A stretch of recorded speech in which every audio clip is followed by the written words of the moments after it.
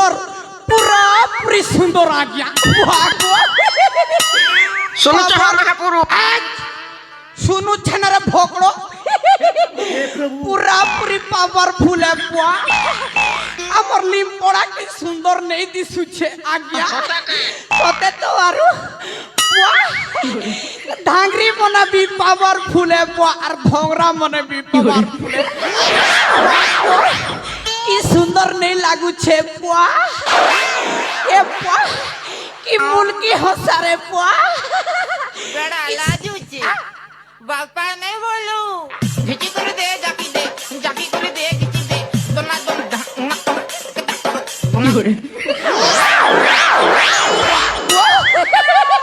बुआ घिची करे दे जाकी दे बुआ बुआ हमर लिम्पोड़ा गा कितने सुंदर है बुआ देखो देखो नहीं नहीं आज्ञा आपण माने किछि भी पूछी पारिलोनी आज्ञा मोर नाव छे तीन तीन टा आज्ञा मोर ना तीन तीन टा आज्ञा ओ कर्मा श्रीखंडी अबल केरा आज्ञा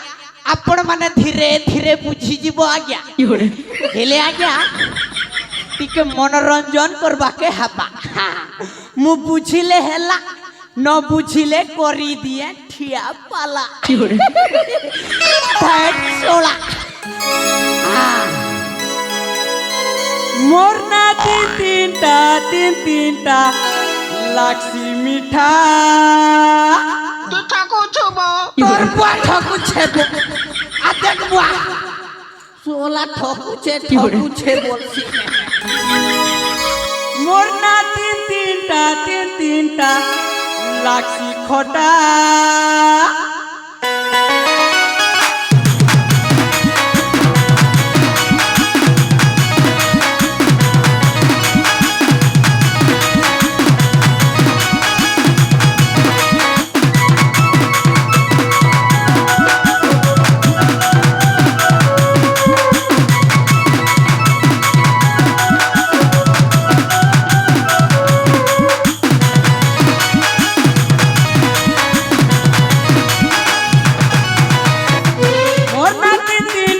तीन टा लाक्षी मीठा मोर ना तीन टा लाक्षी खोटा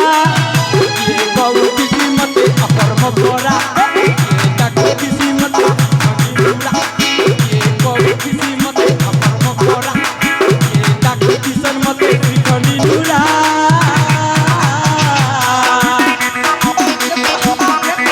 ये बुआ कोले कोले धीरे धीरे अबल केरा कोले कोले धीरे धीरे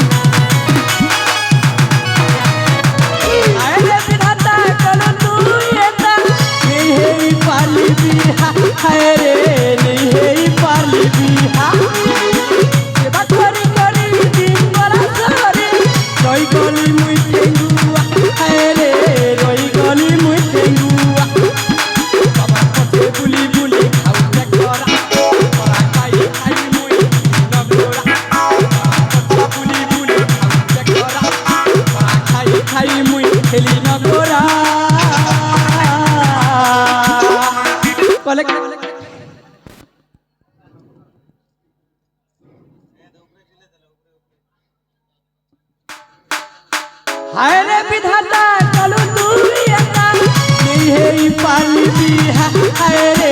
नहीं है पाली बिहा सेवा करी करी दिन बड़ा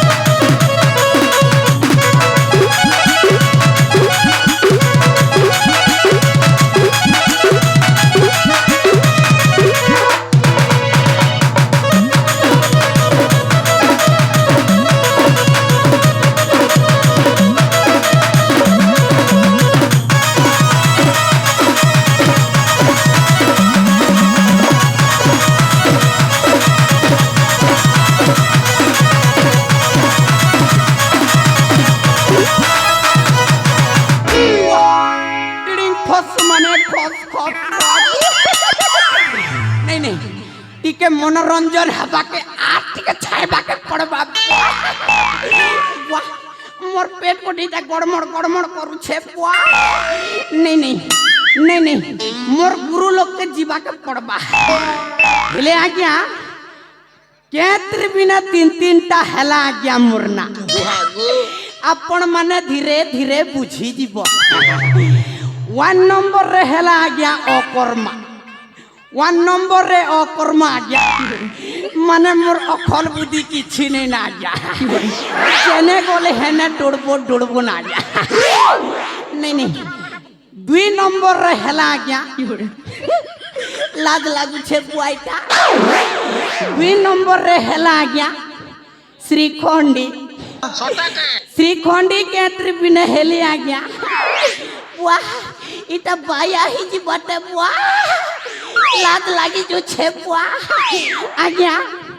देसी मोहली रो मत पी देली तू आज्ञा पूरा जनता बोर्दो कर हिडी पोली जे हंता थोती हेली ना आज्ञा मोर दांत भी खने 10% उड़ी जी छे आज्ञा एते लागी तोर वाटा कुछे बोला मोची ने एडवर्टाइज करू छे 3 नंबर रे हेला आज्ञा ओ बोले केरा मो बुझिले हेला न बुझिले करी दिए ठिया पाला